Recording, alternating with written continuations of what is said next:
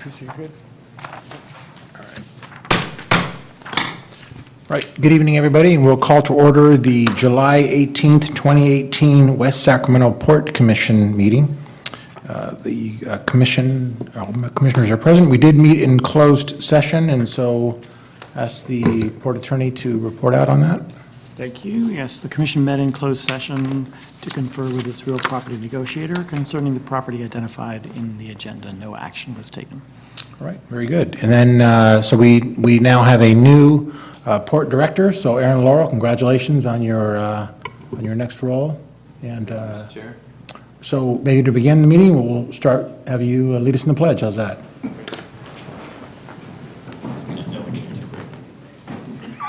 I pledge allegiance to the flag of the United States of America and to the republic for which it stands, one nation, under God, indivisible, with liberty and justice for all.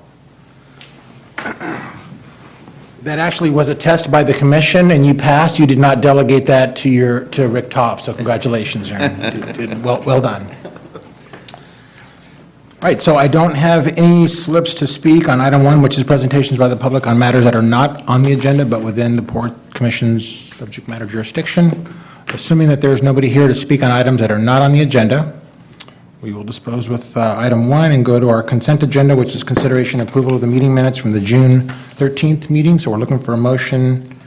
approval. All right, we have a motion by Commissioner Gabaldon, second by Commissioner Sandin.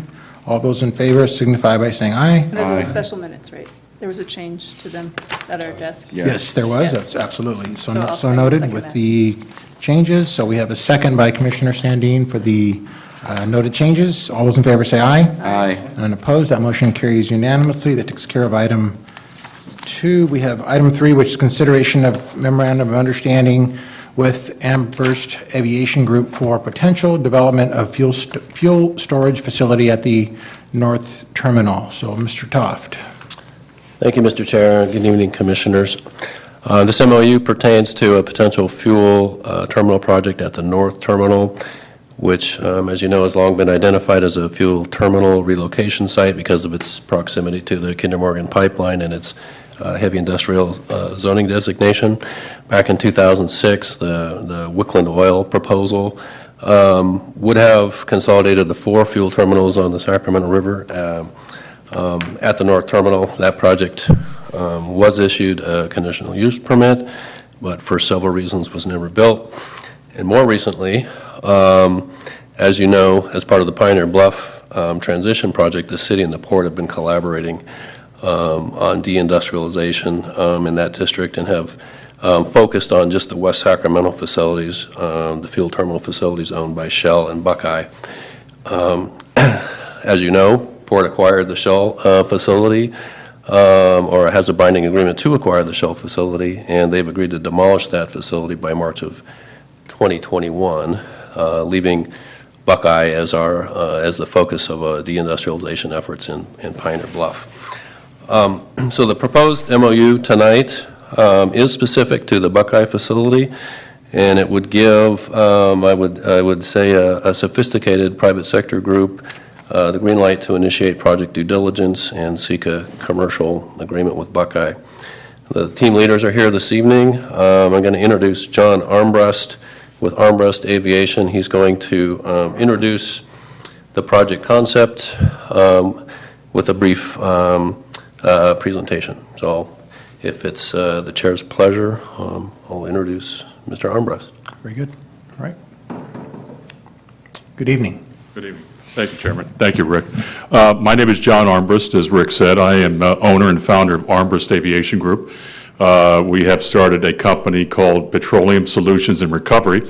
This company is very unique and innovative in that we work with cities, municipalities, oil companies, stakeholders, fuel distributors to come up with a public-private partnership to basically taking aging, inefficient fuel farms that in some instances have been around for 60, 70 years in a poorly suited location because the city has grown up around it, And we are working with the cities in a public-private partnership with stakeholders, in this instance Buckeye, to be able to come to a solution to relocate these facilities where they best serve the purpose of the community and the citizens that live there. In the instance of West Sacramento, we're aware of the agreement that you reached with the Shell, and I applaud you in that endeavor. We also are aware that there is another fuel farm located there. I will tell you that we have made contact with Buckeye about what our endeavor is all about, and they have indicated a willingness to pursue conversations and negotiations in terms of building a facility at the Port of West Sacramento, and then raising the existing facility at Buckeye and also the existing facility at Shell, and then remediating any property issues that might be there, and also to look at working with city planners for the repurposement of that waterfront called Pioneer Bluff, I understand. My effort is, as project director, is to assemble best in class. So we like to consider us a turnkey approach to this problem. We have some of the best companies that can address a variety of situations that encompass this type of activity. So with that, I would like to turn it over to our funding partner, Mr. Faris Hussein, who is a managing director of the Carlisle Infrastructure Partners Group, and he'll take you through a short presentation of what our intentions are in terms of reaching an agreement with Buckeye with your approval to relocate the facility at port property. Faris? Good evening. Faris Hussein. I am, in a past life, I was a federal prosecutor, and I was used to speaking to groups that couldn't speak back to me, and I always wish they could, so feel free to interrupt me with questions, comments, as such. I have a couple of slides I want to walk through, but just to add on to some of John's comments, joining me today are representatives from some of those organizations and companies that we have assembled. We have Langen, which is an environmental consultant. We have Norwest Engineering, which is a construction firm. We have Rotero, which is a brownfield redevelopment that focuses on contaminated lands and remediating those lands. And then we have, who's left? And that's everybody. So the group is the same group that is pursuing a very, very similar concept in Boise, Idaho. And if you're not familiar, this was on the front page of the Idaho Free Press, or Idaho Statesman about a week ago. I echo John's comments. This is a very innovative concept because it truly is a win-win-win. We are at the point in Boise where the biggest debate is around what's going to be placed on the old site. We have engaged extensively with the mayor, with the airport, and then obviously with the private sector partners being Endeavor and Marathon and Sinclair as well. So I'll walk through a couple of slides, a little bit of introduction, what the firm is that I come from. I come from the Carlisle Group. As John mentioned, we would be the capital provider. And then obviously John would be leading the project on the project management side with the expertise of the specific teams behind us. So maybe we can start with the presentation. We're experiencing some technical difficulties here. Okay. I hope to have it up on the big screen here in just a moment. Great. Just so you're aware, we are able to see it on our screens here. If you're able to go through the presentation there, is that? So I could have you sit here and. If we can pull that one to the top. Okay, he can sit. Yeah. And the commission can see at their stages. Yeah, just okay. The clicker. Clickers, controls. I apologize. We were told that the issue was fixed with this big screen. but it's not.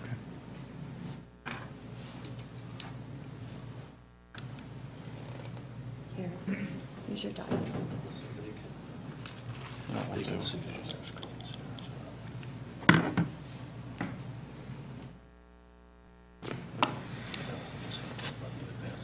All right, so hopefully we're on the same just discussion topics and overview of Carlisle. We've called this Project Kings, not a very unique nickname, but we lack creativity at times, or certainly I do. Some term sheets that are referenced in obviously what we've used in Boise. project timeline, and next steps. Just a quick background, we've talked about Carlyle. We are a 32-year-old private equity firm based in Washington, D.C., 31 offices around the world. We operate through our portfolio companies or our investments, of which there are about 182. We have 700,000 employees, which make us the second largest private employer behind Walmart. We're not trying to be Walmart, but we certainly have connectivity across the country. As an example, in California, we own 35 companies, have 14,000 employees, and manage about $12 billion on behalf of the state. So we know the market, we know the landscape, and we hope we've been a good steward. Project scope, if you think about what the three main stakeholders are, you've got the Port of West Sacramento, obviously. John has been working closely with Rick. The idea here is to really deliver that consolidated state-of-the-art fuel farm that's located at the Port of West Sacramento. And that would obviously alleviate the issues and roadblocks of redeveloping the Pioneer Bluff area. We'd obviously retire the existing terminal infrastructure in Pioneer Bluff, acquire the sites from the existing owners, which is Buckeye, and then review environmental assessment from current owners. Now, it's under the Port of West Sacramento, but obviously we'd be working very closely with the port on that information, and our involvement would be to help facilitate this project, realizing there are some limitations that the port itself has in terms of capital and in terms of the direct negotiations with Buckeye and the private sector. Buckeye, obviously, their goal is to operate, utilize, and service the newly constructed and consolidated fuel farm, collaborate with the port, very keen to be a good steward. Now, obviously, there's been some previous litigation, but we don't foresee any issues there. And then Buckeye will provide all relevant data in their domain. And then ourselves at Carlyle, we will provide 100% of the capital for this project from soup to nuts, beginning to end. Our ultimate goal is to own the tank farm, enter into a commercial agreement with the underlying users, which will be both Buckeye and then third parties. And we will receive a return on our investment based on a throughput agreement. There's obviously going to be a commercial arrangement with the Port of West Sacramento where they will get a return in exchange for a surface lease or a ground lease for the siting of these tanks. If you think about the analog, I've referenced Boise a couple of times. This looks virtually identical to what we are doing in Boise. It is, I've sanitized it a bit here, but basically in Boise, the mayor has a vision to redevelop a tank farm. Let me just stand in front of you, it's a little bit easier. The tank farm is located in an area that was 66 years ago, a very rural area. The city of Boise has grown up significantly in those last 66 years, where that tank farm is now in the middle of a residential area. The more appropriate location for this tank farm would be at the airport for three reasons. Number one, get out, eliminate or reduce all of the truck traffic going between a residential tank farm and the airport and local gas stations. There's a school, there's a hospital within that neighborhood. It's obviously not the right thing to do. Number two, the city will get non-aeronautical revenue at the airport through this surface lease. And then number three, on the airport grounds, you have access to two major highways. So it's most appropriate. I think the most critical component, which I didn't put in the top three because it's an absolute necessity of anything we would do, the pipeline which transports the fuel from Salt Lake City to Boise runs underneath the airport. So it absolutely minimizes construction. We are not moving pipelines. We are not building roads. We are simply tapping into an existing pipeline, installing a riser, and having the fuel farm at the airport.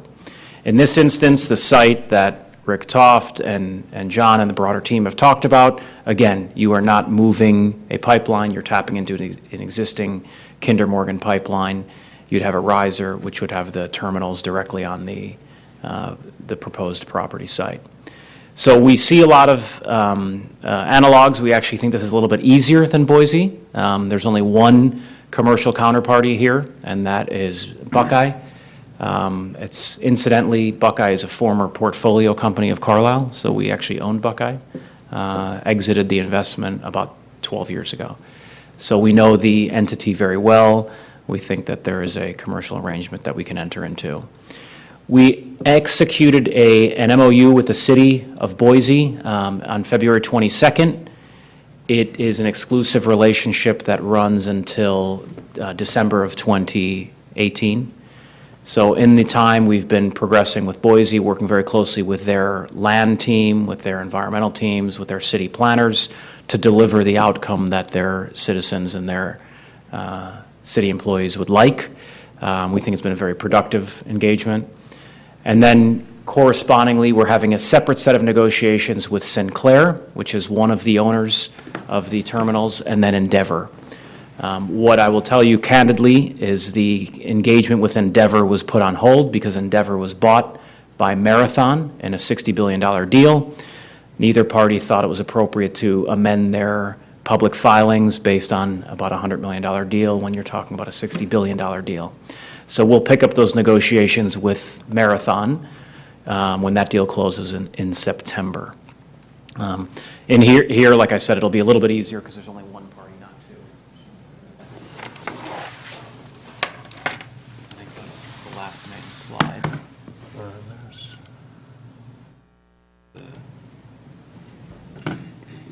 In terms of timeline, this is a illustrative timeline. Obviously, at this point, we've seen very, very limited information. The Langen team and the Rotero team know the site, know the property, have worked extensively in California. Rotero is based here, and they're remediation experts. So we understand what is required to execute a project like this. But until we've spent a little bit more time, I think, this timeline is again, more illustrative. We've banked in appropriate time for permitting, about a year on each. But if you break the project into four components, there's the project conception, which is already underway. I'd say we're pretty close to having a mature concept there. There's the pre-construction phase, and as you can see, when you look at the various elements of that phase, the people sitting in this room handle each of those. There's the site construction, obviously I mentioned Norwest Engineering, and then there's the repurposing. We can handle the repurposing and the site construction on a parallel track, meaning we would not dismantle and demolish the old site until the new site is up, but there's a lot of work you can do in the interim, making this most efficient. So this timeline has it set out at about a 3.5 to 4 year period. We hope we can expedite that a bit. The next step from here, assuming we get approval, would be, as mentioned, engage directly with Buckeye, and then obviously engage more specifically with Rick and his team to talk about what that arrangement would look like in terms of a lease, and then obviously a commercial sharing of revenues on those new revenues, new volumes. So I'll take a breather there and open it up to any questions. Well, if I could finish up with one aspect, I'll be very quick. One of the things that we look at this project as a transition from old energy to new energy. Okay, and I'm very cognizant about that, not only in Boise, but in the city of West Sacramento and California in general. We are retiring a 77-year-old fuel farm facility that at one point brought petroleum product up from the San Francisco all the way up to the barge, okay? They're aging, they're inefficient. We are transitioning to a more efficient new energy environment. And what I mean by that is the Kinder Morgan pipeline can't bring ethanol and can't bring biodiesel. They're contaminants. So any ethanol that's mixed in your fuel is trucked in. Anytime you put a truck on the highway, you're increasing your carbon footprint. This facility will allow us to connect into the rail facility to be able to rail ethanol in, to be able to mix with the gasoline that's consumed in the area, which is far more efficient than would currently exist. Not only that, we'd have the opportunity to access biodiesel via rail. So right then in itself, you're reducing the city's and the area's carbon footprint. You're transitioning to the new fueler environment while we wean ourselves eventually over the next 20 years off fossil fuels. 20 years from now, the fuel farms on the river are going to be almost 100 years old.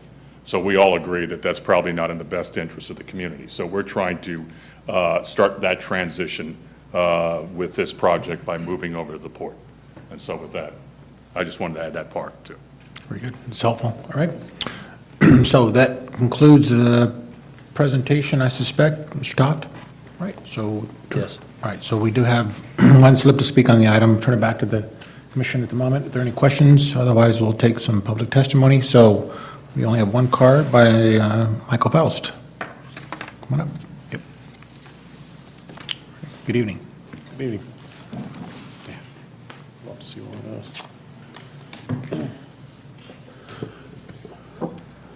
Thank you, Mr. Chairman and Commissioners. Appreciate the opportunity to speak this evening. My name is Michael Faust.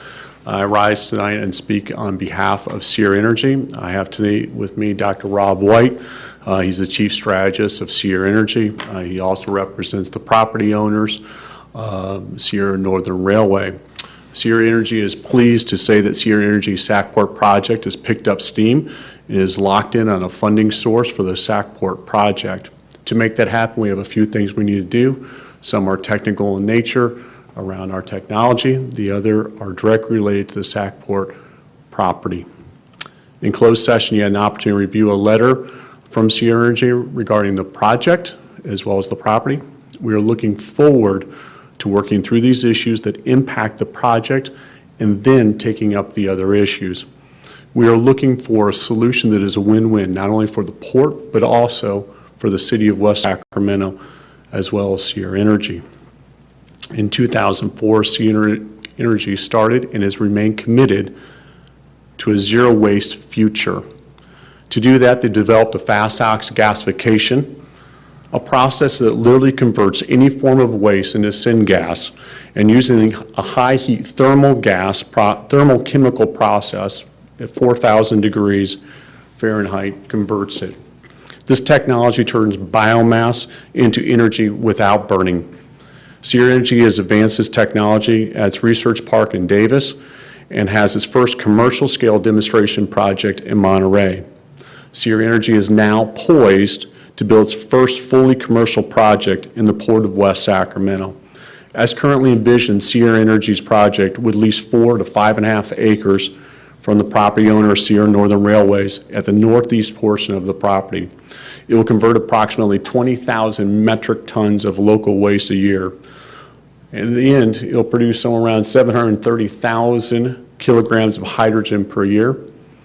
It'll generate approximately 1 megawatt of baseload electricity a year. And on a daily basis, that means that we'll be able to power something around 400 vehicles per day, as well as electrify approximately 800 homes per day. The project will also provide a solution to the biomass waste disposal problems throughout the region. It will support West Sacramento's investments in the hydrogen economy, specifically the California Hydrogen Fuel Cell Partnership and the Hydrogen Fueling Station. As a showcase plant, and that's what we plan to build, we expect this project to lead to additional commercial waste to energy and fuel deployments and have a positive effect on the environment, reducing the use of fossil fuels, improving air quality, and reducing greenhouse gases. And it will bring jobs to West Sacramento. On behalf of your local company, Sierra Energy, and your local railway, Sierra Northern Railways, we look forward to working with the port and the city on this exciting project. Thank you very much. Right. Right. Thank you, Mr. Faust, for coming, and Dr. White for coming as well. Obviously, it's not agendized. We do have your letter dated July 12th, so thank you very much for coming this evening. All right, unless there are any questions. All right. Seeing no questions by the commission, we will then continue on with further conversation, discussion on the item before us, which is the MOU. Are there any questions? I think I have a mix of questions and comments, Mr. Chairman. Perfect. Just to start with the comments, so the Mayor Boise and I both proposed the tank farm relocation at the same month of the same year. I'm encouraged to know that they're not that much farther ahead of us, but it does make sense, right? So many of these facilities in the country were constructed in cities when waterfronts and other core areas were not considered. They were specifically for industrial purposes and not for the mix of uses that we anticipate today. So this makes sense that this is before us. Even in light of our agreements with Sierra Energy, we have to be prepared for that May 2019 date as well. And so doing the due diligence as part of this process makes sense, even from the perspective of that agreement in particular. So I'm supportive of moving forward with doing this. I've also been here when Wickland had basically the same pitch, but not as strong in terms of what their likely outcomes might be. But this is definitely worth pursuing over the next 120 days to explore these issues. It's hard for me to envision a future in which we would be granting multiple CUPs at the city. For the members here who are also on the city council, it's hard to envision a scenario in which we would be granting 2 or 3 different CUPs for tank farms in the same location. It's never been the vision that the port would be principally a tank farm or transfer facility location. That's not the port's primary business. This is part of the port's larger economic development footprint within the city, including the Pioneer Bluffs project. The provision of the term of Section 12 of the agreement on term that indicates that the port's going to work exclusively with the partners with respect to the project. Is there a reason why that's not a mutual agreement that we're both making to work reciprocally, or is it just this? I think the intent was to reciprocate. That's an oversight. We could. I believe the applicant would agree to a reciprocal clause. That's not an issue. Okay. Then I guess one of the questions as we proceed, and certainly as the project proponents proceed, that I think is going to be important for us is like what is the scale and the capacity of the ultimate project, whatever parcel it is on.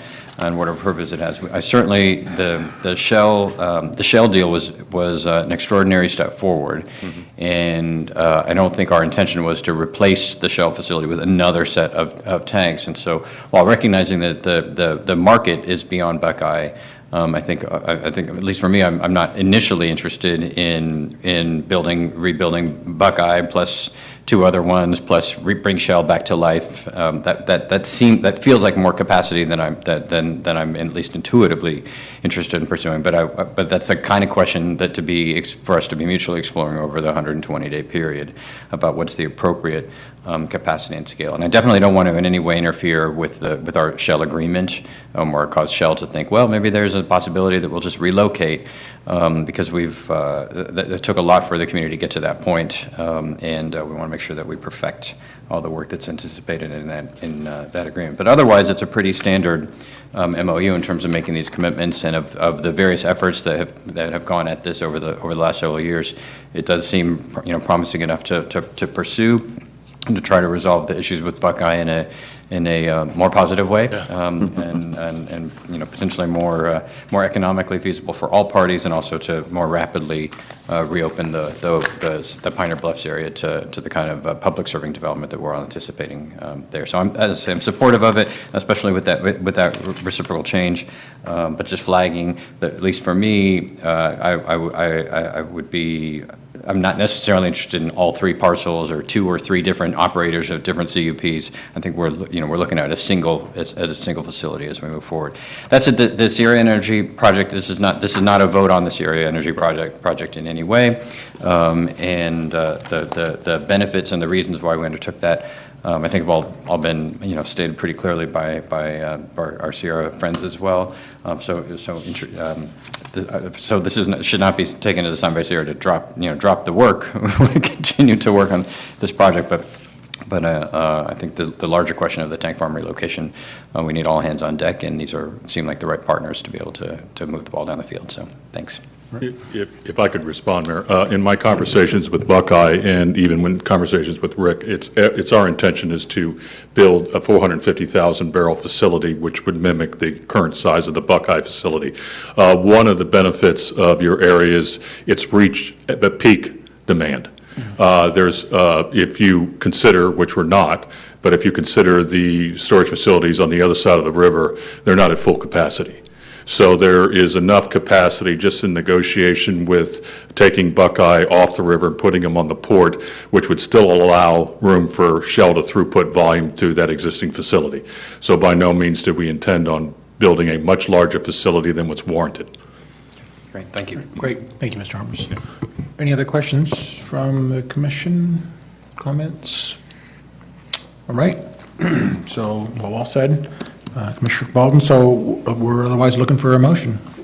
And the motion With to the amendment include to Section the 12, amendment to Section 12 to create reciprocation. Fair enough. Yep. With that, Right. Go ahead. Right. I'll second it. All right, very good. So we have a motion with that amendment, and we have a second by Commissioner Ledesma. All those in favor say aye. Aye.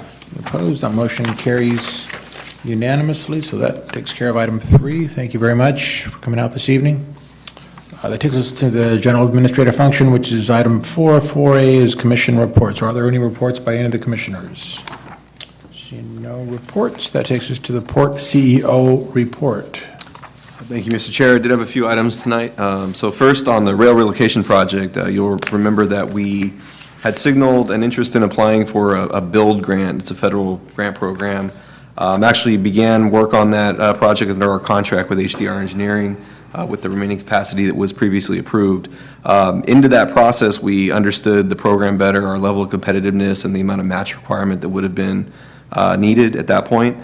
And so we decided to not submit the application in this funding round, but continue our work on the local funding plan and also refine that application. It's really ready to go and can be modified to apply for other funds, such as the state trade corridors grant. So more to come on that. Just wanted to give you the heads up that that application didn't end up going in for this round, but we do plan on applying in the next round when we're able to identify the local match and make it all the more competitive. Secondly, there's a project that we're coordinating with the city on, and it has to do with the city repaving Industrial Boulevard. The port will be taking the asphalt grindings from the city's project and will use them to create additional parking surface on the unpaved area that ProPac Logistics is currently leasing. So it's just a nice project. Credit to Rick over there to put this together. It'll get started next week, and it'll, if nothing else, it'll add value to that site for paved parking. The Boat Club Road project, I think you've heard of this one already, but we are working on creating a new direct route into the Boat Club area that would go along the eastern side of where the log yard property is and would enable access directly from the Harbor Boulevard entrance and eliminate the road that kind of winds around and mixes with a lot of industrial development. So it'll be safer, it'll eliminate cross-traffic, and fencing is going to be installed later this month, and then we'll do a soft opening of the new route and transition the boat club members away from the existing access. And then lastly, just briefly, as you know, we're under an appeal in the PERB ruling, and that has been pending for almost 2 years. We are happy to announce that we learned this week that the PERB board ruled in the port's favor. So that's my report for tonight. All right, are there any questions of the report?